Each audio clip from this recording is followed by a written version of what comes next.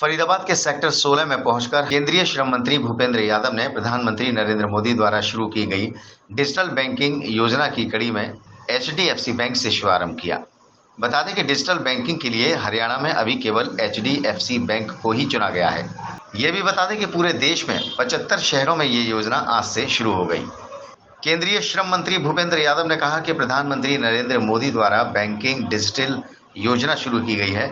Digital banking Bharat के banking क्षेत्र में एक जादुई परिवर्तन लाएगा। बैंकिंग का काम पेपरलेस भी हो जाएगा।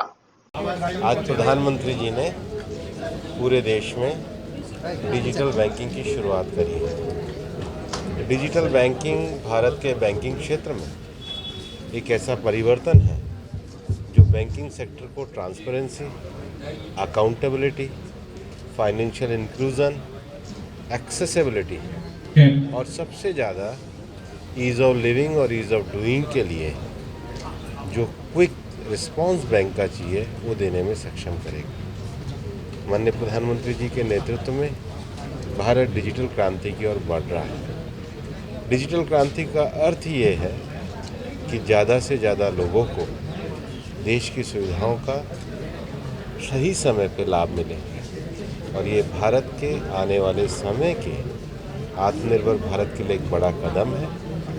मैं फाइनेंशियल सर्विसेज के सभी अधिकारियों को शुभकामनाएं देना चाहता हूं और विश्वास करता हूं माननीय प्रधानमंत्री जी के नेतृत्व में हमारा देश एक फाइनेंशियल सुपर पावर की ओर भी बढ़ेगा। कुछ ही दिनों पहले हमने देखा है कि भारत ने $5 ट्रिलियन की इकोनॉमी को बना करके आज दुनिया में एक महत्वपूर्ण मुकाम हासिल करा है।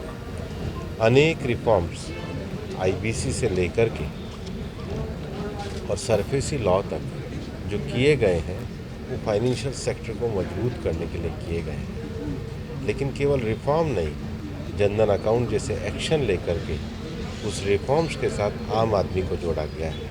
प्रधानमंत्री जी की ये संकल्पना भारत को आर्थिक रूप से मजबूत बनाने की है। उसके साथ ही साथ गरीबों के जीवन में परिवर्तन लाकर उनको ज़्यादा समावेशी समाज की ओर जोड़ते हुए मजबूत बनाने। देखिए, आज माननीय मोदी जी ने पूरे देश के अंदर एक 75 जो बैंकों को डिजिटल करने का काम किया है। जो 75वां हम अमृत महोत्सव मना रहे हैं, तो उसको लेकर के आज 75 देश में 75 जगह 75 बैंकिंग को डिजिटल किया गया है और डिजिटल करने के साथ साथ उसको पेपरलेस कर दिया गया है। तो जो भी लेन देन की सुविधा है, लोगों के जो आमजन बैंक से जुड़ा हुआ है, उसको एक बहुत आसान तरीका मिल गया है। वो घर बैठे बैंकिंग का काम बड़ी आसानी से करता है, चाहे अकाउंट ओपन करने की बात हो या पैसा डिपॉजिट कराने की बात हो या पैसा विड्रा करने की बात हो। तो ये सारी चीज़ों को बहुत अच्छे तरीके से डिजिटल कर दिया गया है। कितनी यूनिट खोली जाएगी देश के अंदर? देखिए, 75 यूनिटों पे आज के समय में जो ना आज 75 में इस अमृत महोत्सव पर 75 यूनिटों को